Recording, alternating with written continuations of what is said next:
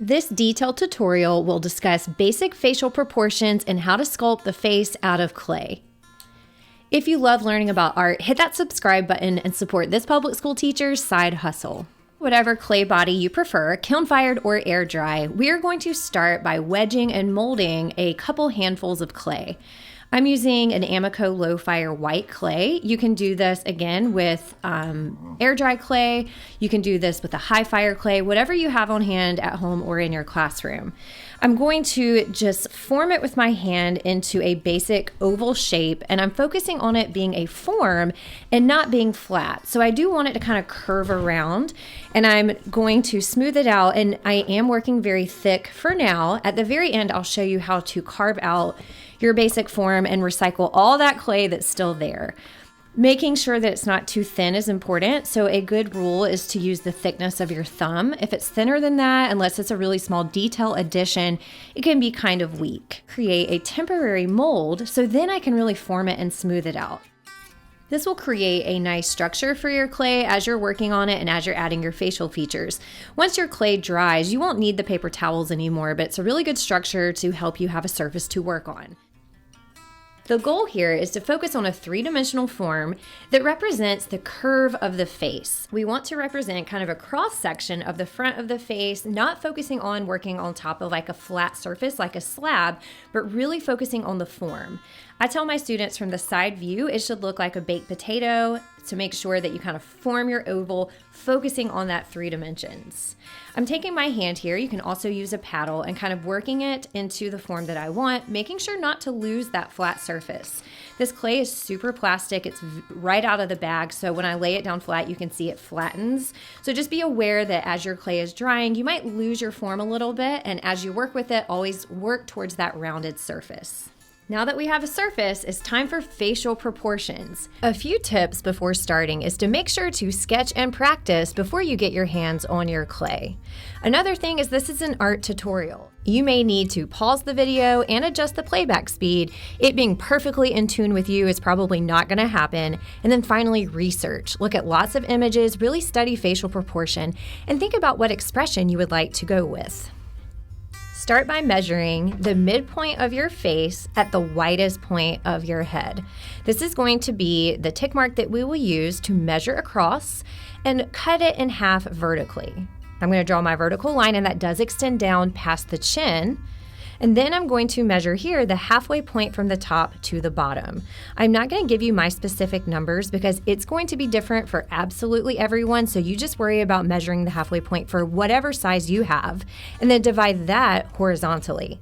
Check your measurements with your ruler and or by hand, and then we're going to start with the lower face. We're going to divide the lower face in half using our ruler. This is where between the eyes and the end of the nose is going to go. Make sure not to press down too hard. And then the bottom half, we're going to divide into thirds. This is where the mouth, the cupid's bow, and the chin will live. Now that we have our guide points, this will be the eye line. And believe it or not, the eye line is the halfway point. And we're going to draw what I call the 5 eyes. So with each set of eyes, you should have the same width of the eye in between them and on either side. Now for the fun but scary part, we're going to create eye sockets by pressing in where the eyeballs are going to go. Press with your thumbs and make big eye sockets. Look at some pictures of skulls online, and you can see the eye socket is a huge gaping hole in our head. You do lose some of the 5 eyes that we just drew, but this should give you a good starting point and an understanding of where the eyes go. Check your work and make sure that your line is still centered, and then make sure you have that third eye in the center between your eye sockets. Keep in mind your eyes won't be this big, but the space that they are will. Next up, we're going to make the nose, and you're going to take a piece of clay and hand mold it into a nose shape. Too big, too small, just right? I'd say that's too big, so I'm going to remove some of my clay and then make a coil straight on the tabletop. Now you don't want it to be too cylindrical. We're going to make it a little bit more of like a carrot shape. And before you get too crazy focusing on the details in the nostrils, you're really thinking right now size and if it fits the frame of the face. From the nostril view, I'm going to form it into a triangular shape for the tip of the nose, and then I will be sculpting 2 nostrils once I've attached it to the face. So it's, again, not a perfect cylinder, it's kind of carrot shape, and then you hand mold the end to be a little bit more triangular. Make sure that the bridge of the nose ends at the eye line, which is tricky because lots of times I want it to go all the way up to the forehead, and that's just not where a typical natural nose would go. Take your time hand molding it, but also remember that once you attach it, lots of things are going to change, and you're going to kind of rough form your facial features and really perfect them once they've been attached to the face. Speaking of attaching to the face, we will always use the score, slip, and blend method. Score marks is what I'm doing now. That's where you're opening up the clay with a series of hatch marks, and you do this on both surfaces where the clay is attached and the new piece of clay.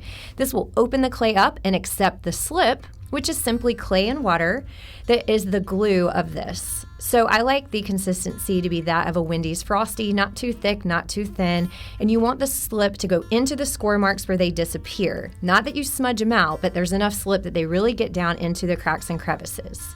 Blending is essential. To blend, you can use your hand and a variety of different clay tools. And this is where you're really attaching the new facial feature to the face. I tell my students it should look as if your face was born with this nose, not like you just stuck it on there like Mr. Potato Head. So try to avoid a line of separation. You want it to look as if this is like Frankenstein and it just woke up with this nose. Like I said, once you attach it, you're going to be really changing the form and the shape. So don't get too obsessive about how it looks because you're going to change it so much as you attach it to the face. Another key thing is to look at it from all angles, especially the profile view. This will help you make sure that the nose is at the angle that you want, and although you're following your facial proportions, sometimes it's hard to know how far things stick out, and so looking at examples, making sketches, and eyeballing it, asking a friend are all really good strategies. Right here, I'm pulling down the tip of my nose so it goes down past the nostrils, and then I'm going to go in and really tweak where I want my nostrils to go. You can use a variety of tools here. I'm using this wooden tool to pull up and out to create a natural looking oval nostril. Remember, nostrils are not perfect circles. I actually highly recommend looking in a mirror as you're sculpting. I try to force my students to do that, which they're very resistant because they're teenagers. If you're not going to look in a mirror, make sure you're looking at people around you and really pay attention to how the nostrils look. Next, let's move on to the mouth. And to put the mouth in the right spot, we're going to find the center of the eye socket because although I have not made the eyes yet, the center is where the center of the eye should go if all things go correctly. I'm going to use my shish kebab stick to measure that down and then put my guidelines. So the edges of your mouth typically, and we can always think of exceptions to this, will end the edges of your mouth at the center of your eye. So once you have those in, the nose should actually fill in at the edge of the eye, so my nostrils stuck out a little bit, so I'm going to push those in, and then I'm going to draw distinct lines that I'm going to disappear eventually, but so I know that my mouth is in the correct spot. Then I'm going to just make a neutral mouth here, and I'm just going to draw in a shape and not focus too much on expression. You can really play with the lower face here, doing an open, gaping mouth, but this is a little bit more about the basics, so we're just going to do a simple closed mouth.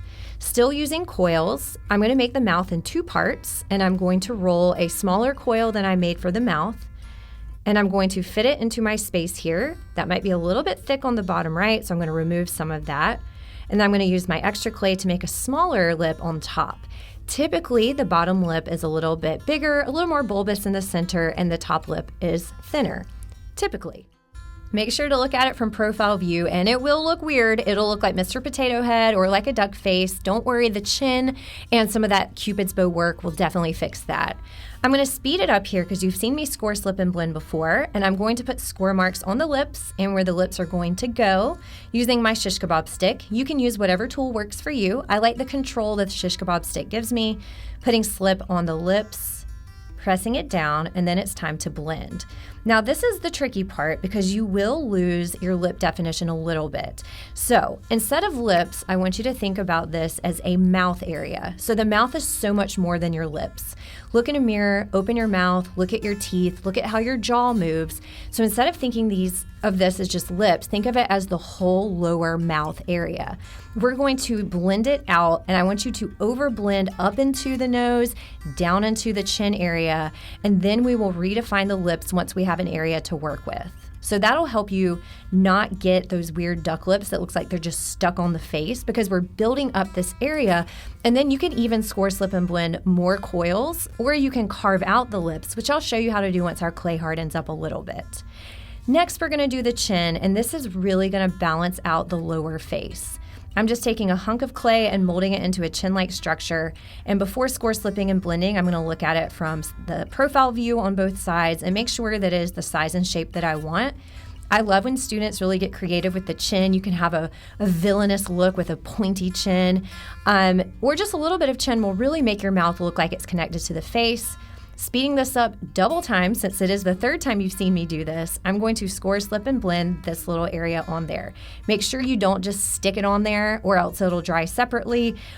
Score, slipping, and blending, there's just no shortcut when working with clay, especially in a classroom when dry time is so inconsistent. Quickly adding my slip here, and again, you can slow the playback speed down if you need to. I'm going to blend this out, and similarly to how I did the lips, it's not just going to blend in one spot. I'm going to blend it up to the face. I'm going to blend it around the chin area, up to the mouth, to really focus on the bottom half of the face and not just where the chin is, but the relationship between the chin and the mouth. Look at it from profile view, sculpt it, add more if you want to, scrape it off and do it again if you need to.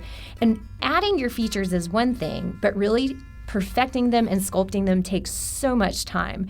The quickest part is actually adding all the facial features. The hardest part is sculpting them and making sure their relationships make sense. So you'll see me like go back to the nose area, and as I work on one area, I'm going to kind of jump back and forth to make sure the relationships make sense. Now for the eyes, and what I consider to be the most challenging facial feature, because just how much detail there is. What I'm going to do is I'm going to roll a sphere that fits into the eye socket and does not protrude past the nose. I'm going to repeat this step on the other side because symmetry is important, and I'm going to adjust as needed. I want the two spheres to be the same shape. That one's too big on the right-hand side, so I'm going to adjust, removing some of the clay, making sure the eye sockets are as symmetrical as possible. Now pause here. Do you see how the eyeball does not bulge past the bridge of the nose? This is a really important relationship. And do you see how the nose goes directly into that eye line? Make sure that it's the same on both sides, unless you have a design reason why it might bulge out. And then I'm going to attach. It looks like I'm furiously working here because I've sped this up to twice the speed I did it in real life. And I'm going to attach by the score, slip, and blend method, time lapse here. And then the blending here needs to be done more carefully because I don't want to lose my rounded sphere and my eye socket, and that is very tough to do. So you want it to still have the sphere-like shape, but you want it to be attached. So just trust that when you add your eyelids, which we're going to do next, that'll really help connect it, but do not smush it and blend it where you lose your sphere. I have students do that often, and my recommendation is to scoop it out and try it again. Let's do some eyelids, and that's why the eye is so tedious, is because if you're working on a smaller than life scale, which I always do in the classroom because of money, the eyelids are a very small part of the face. So what I did is I took a coil, and then you can see here I flattened it like a little centipede, and I'm going to measure to make sure it goes all the way across the eye. Now at this point you should be sketching. You should be looking at lots of images, whether they're photographs or artworks that you like, to make sure that you get the shape of the eye that you're going for. There's so many different types of eyes. There's stylized eyes. Culturally, we have different eye shapes. You can make eyes more masculine or feminine. And so really think about your goals. Also, symmetry. We'll talk about that in a minute. Can you get your eyes to be the same shape? Speaking of shape, my goal here is for it to be more of a parallelogram than an oval. So this is what a parallelogram looks like. We'll see if I achieve that or not. And I'm going to go ahead and score this before I remember that I want to make both eyelids before I attach it. So you can see I didn't speed it up here because I want you to see what the score marks look like even on a small surface. I can't tell you how many times students don't put score marks there, because it's small. That is even more important because the small pieces dry out first and you don't want it to crack, break, or dry at a different rate. So you can see I'm pressing it in here, and then I'm going to blend up to erase that line, but I don't want the overlap of where the eyelid touches the eye. That line I do not want to disappear. I'll show you what I mean in a few minutes. Symmetry. Symmetry is so much easier before you attach. So you can see on the left-hand side, I went ahead and made both eyelids so I can make sure they match in my hand before I attach them, because they do change their form so much once you score, slip, and blend. Yes, even this tiny little eyelid has to be score, slipped, and blended. Think about it like you're building a house out of brick and you just say, I'll just stack the bricks and not use mortar. It might stay for a while, but you're causing dry time issues, and I can't tell you how many facial features just completely fall off the face for my students who don't score, slip, and blend once the clay is dry. Instead of using my finger here, I'm using this wooden tool, and I'm so very carefully, or at least I'm trying to be careful, blending the eye. I'm going to go faster now. This is a time lapse since you've seen me do it before. And if you need a review, go ahead back and rewatch it and slow it down to your pace. Okay, now that I have both attached, it is very difficult to get them to look the same on both sides and not lose that eyelid. Let's go ahead and move on to the brow bone. And then when my eyes dry up a little bit, it'll be easier to carve. I am making a coil that I divide into 2 pieces, and a brow bone can be very expressive with clay and really make a face come alive. Now, I'm not doing the eyebrow, I'm doing the brow bone, which is where the eyebrow will rest. This is going to connect your forehead and make your lower face and upper face, similar to the chin, both have things that protrude. You can then score, slip, and blend eyebrows on top of this, or just sketch them in using texture. This is the easy part. I'm putting my slip here, attaching it. It's going to look a little bit weird. Press it down, and then looking at it from all angles, I'm going to add some score marks up at the top because I'm going to blend them all the way up into the forehead, and I want to make sure the clay really gets to know each other. And then using my finger, I'm going to blend up. And again, this is the brow bone, not just the eyebrows. This is going to make the eyes not look so bulgy, because if you look in the mirror on your profile view, your forehead sticks out and your eyes stick out some too. So that kind of makes the face relationship make more sense. I'm also using one of these wooden tools to pull the big areas of clay. Make sure to look at it from all angles, and you can really exaggerate the brow bone. You can really also exaggerate the eyebrows, and you can always add more or shave it down later. Let's make some cheekbones. I feel like my face got really, really narrow, and so I'm going to, just like I did with the chin, ball up these pieces of clay to give my cheekbones a little bit more dimensions. I'm going to score, slip, and blend them here, knowing that once I have them attached, I can mold them and kind of work with them. They look really funny. Think of it like a cheek implant before it's blended to the face, but you can make any of these additions that you need. Just make sure you're not working with too thick clay. If it's thicker than the width of your thumb, then that's probably too much, and make sure you blend it out using the score, slip, and blend method, and always add score marks on the edges so that you can blend it to the face. At this point, the rest of the face is dried up a little bit, so this fresh clay, you really want to score, slip, and blend so that the clay dries evenly. Dry time is so important when working with clay, especially when you're adding thick areas, because if that dries faster or slower, then you can get cracks. I'm blending here with my finger, looking at it from all angles. And now I'm going to add some ears. Now, ears are optional because technically with this much of your face showing, you wouldn't see the ears. The ears are actually, if your head was dissected in half, it's at the halfway point of your skull. And this is more like, I don't know, a quarter view, but I think it looks kind of weird without something sticking off the edge. So I am going to add ears just kind of peeking around from the outer edge. And this is good practice too for anything else that you want to add that sticks off the edge.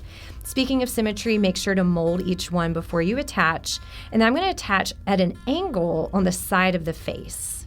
Make sure you're looking at ears when sculpting. I'm not really giving a detailed demo on the anatomy of an ear. I'm just doing the basic shape. And then you're going to add it to the edge here. So this is important if you're going to do horns or hair or any fun detail that might go off the edge. And there's so many options to choose from. Or you can just focus on some really nice looking ears. Attaching here, make sure it doesn't just lay flat. I'm going to kind of pull the ear back at an angle, and then I'm going to blend on the other side. So anything that you're attaching that sticks off the edge, make sure the blending isn't just at surface level, but that there's blending on all sides because it will be fragile. And because I am laying this flat, my ear, I'm not going to perfect it yet because it's going to lay flat on the table and kind of change its shape. I'm going to speed things up here. If you need a review, go back and watch how I attach the first ear. And now as things are drying, I'm going to do some lower face adjustments, starting with the Cupid's bow and those folds on the side of the face that typically align somewhat with the mouth. Depending on your facial structure though, look at different expressions in the mirror or look at different images because those lines, they change depending on how your mouth is open. And that's a really fun way to create expression. So I'm pushing those in and you can see that makes a triangular shape that gives the mouth kind of a surface to work on. I'm going to give a dimple underneath the lip with my knuckle, and that's another way to make the mouth look like it's part of the face. And now I'm going to try and sculpt the two lips separately. Now that line looks silly, but it gives me a starting point, and I'm going to use the wooden tool to kind of press the lips. Look at different pictures of lips, look at your lips from different angles, and you can see how the bottom lip and the top lip meet at an angle. The angle is different for each lip, so make sure you pay attention to that as you're sculpting. My best students are very studious with their sculpting. They really look at images, they really take their time to move their clay around and look at it from multiple directions. And that's a hard thing to teach. It's really something you kind of have to do with experience. And then ask yourself what looks weird and why. Is it too big? Is the angle wrong? Does it stick out funny?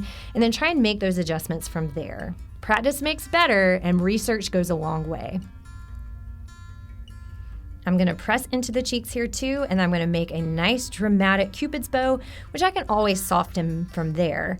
And do you see how the cheeks kind of jut out and then the mouth is in that triangular area that juts out differently? Looking at it from multiple angles is going to be really helpful. So this is the part that I said would take forever because yes, I have my mouth, I have my lips, they're on there, I sculpted them, but perfecting them and making sure they make sense on the face is very time consuming.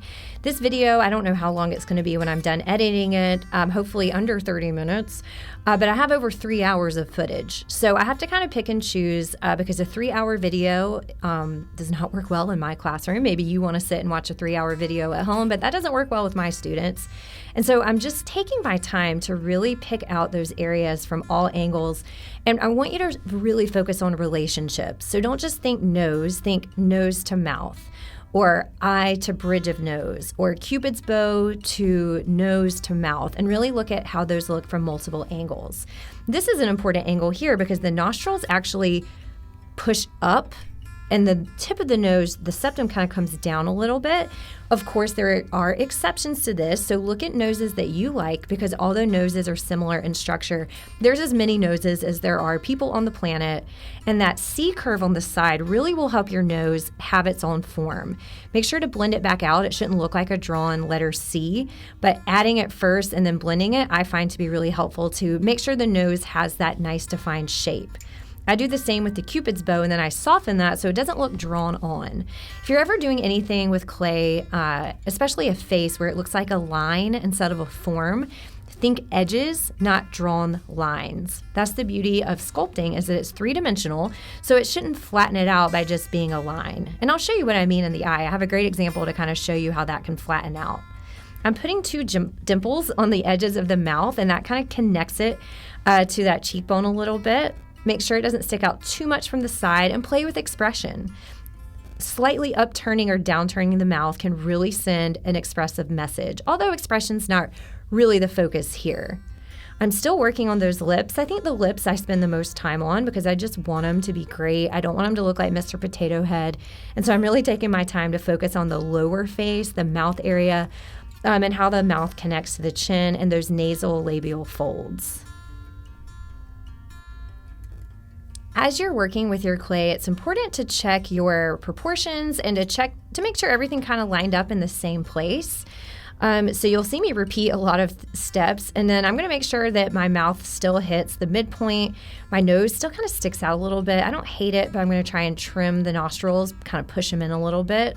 And then you can see you have to kind of clean up after yourself a little bit. And I'm going to make the bridge of my nose a little bit skinnier and kind of push the edges of my eyelid into that space of the nose. So carving out the eyes and smoothing things out is going to be the focus for the next few minutes. And I'm using my thumb. I really like that as a blending tool. I will show you how to use a sponge later, but I think the sponge takes away some of the beauty of all the sculpting that you did. So I'll show you that in a minute. And getting the eyes right is really tricky. I kind of saved them for later. The mouth is tricky and the eyes are tricky. I feel like the nose is decently tricky too.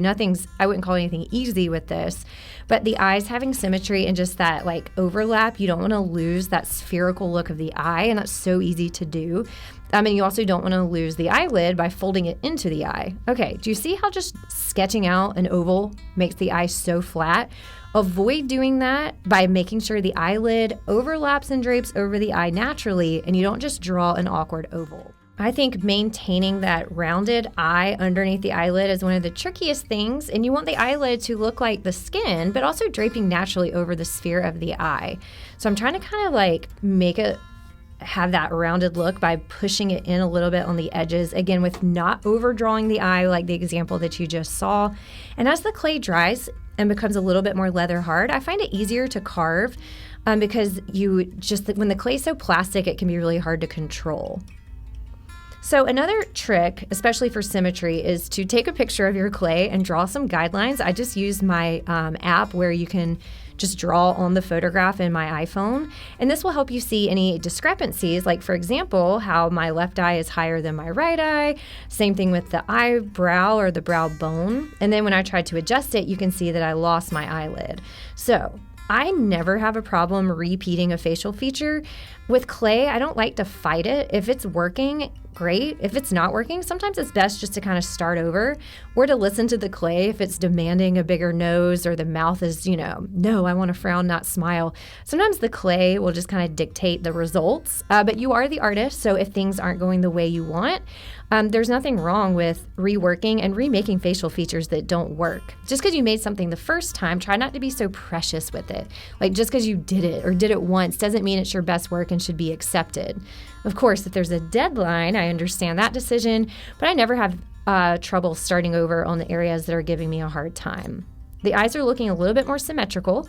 Let's kind of blend some things out here. Blending is the name of the game, and my favorite tool to blend with is my thumb. And I'll also show you how to use a ribbon tool where you can kind of trim things down. But clay working with your hands just feels so natural, like we've been doing it for centuries. And so that's really the technique that I prefer to work with. One last addition is hair, because I don't want my face to dry out and then add something really wet with really wet clay. So I'm going to put score marks. And another option, as you can see, is just to carve your hair, right? You can make a really nice texture if you have a big enough forehead area. Mine might be a little bit small. That could be hair, right? Or it could be bald. Who says it has to have hair? Or it could have like exposed brain or whatever. And basically I'm taking a clump of clay, and yes, I know what you're thinking. It is a really thick piece, but I'm going to show you how to hollow it out last. And I'm going to score slip and blend that to the head, and then I'm going to press it down, which will make it thinner and also work out the air pockets and make sure it's really score slip and blended. So I like to do this because then you can really manipulate the texture. So I'm going to make a blob of clay, really score, really add my slip, press it down, and that's going to compress the clay, make sure it's attached, make sure there's no air pockets in there. And then I'm just going to kind of use my fingers to make a fun texture. You could score, slip, and blend coils on there, but sometimes those break and they look a little bit silly. I like to just add patches of clay and then work that, and I get a little bit more of a natural look with it. There are so many creative avenues you can go by adding hair or objects that extend off the face. And I could make a whole video that's like an hour long just of student examples of how they handle the challenge of adding something that extends off the head, like hair, hands. I mean, look at that. There's so many great ways you can do it naturally. You can do it very demonic or scary. You can really have your own voice here. And don't be afraid to go big, right? I could continue up and make lots of hair. I'm going to keep this a little more simple just because of time, but you could build a giant headpiece, or I had a student make a mohawk that was like twice the size of the head. It was very cool. For my eyebrows, I'm going to take a minimalist approach and just sketch in a light texture. I could score, slip, and blend a separate piece of clay and really build up like a bulky or hairy eyebrow, but I would just want to kind of imply that the eyebrow was there without making it too big a part of the face. And again, that depends on the type of person you're sculpting or the style that you're going for. Eyebrows are a really fun way also to create expression. And speaking of expression, I'm going to carefully sculpt the eyes now that the clay has dried out. I wish you could reach out and touch my sculpture because it's so hard to describe how things should feel without being able to feel them. But the best time to carve clay and make these really tiny adjustments is when clay is leather hard or approaching leather hard. So you can see I'm using the loop or ribbon tool here, and when you scrape on the clay, it kind of removes the clay almost like ribbons of chocolate. If the clay's too wet or too plastic, it'll just cut down into it. So you really have to know it by feel. A good way to know if it's time to carve is if you can move a facial feature around a lot, it's still really wet, but if it holds firm and you're just kind of carving into the surface, then it's approaching leather hard. So I'm going to use this ribbon tool or loop tool just to remove any areas of clay that I want to thin out. Be careful not to go too crazy. It's easy to shave clay just because it's satisfying, and then all of a sudden you can't get it back. So do this with a very cautious hand, and I'm saying that to myself because I'm so not cautious. And don't go as fast as it's going in this video. This is twice the speed. Go slow, take your time, and the shish kebab stick is great for carved textures. I don't give my students needle tools because I think it just makes too fine of a line sometimes. Also, they're expensive. Also, they're dangerous. And these shish kebab sticks, I like that they have a point and then they have an end that's not as pointy. And that's great for carving wrinkles or those, folds of the eyelid to really get those nice fine details. One technique is sponge smoothing, which I'm a little bit anti because I feel like it's very similar to using a blending stick with charcoal. Sure, you're going to smooth things down, but you lose all the nuance of your sculpture and your texture and your 3 dimensions, much like a blending stick or blending with your finger makes everything the same gray when you're drawing. I feel that way with the sponge, so I will use it some, but I just feel like it takes away and just flattens things out.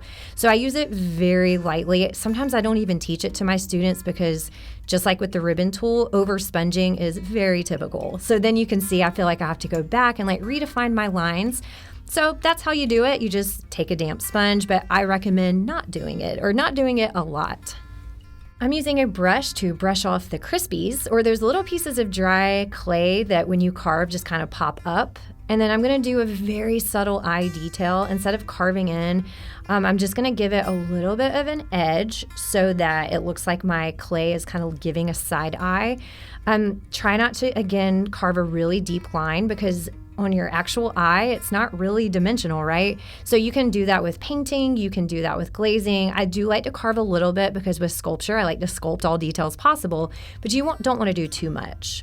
For the very important next step, remove your mold, or for me, the paper towels I have balled up in there, and because my clay's leather hard, it will perfectly hold its form. Trimming down your clay is essential, especially if you're doing this in the classroom with kiln-fired clay.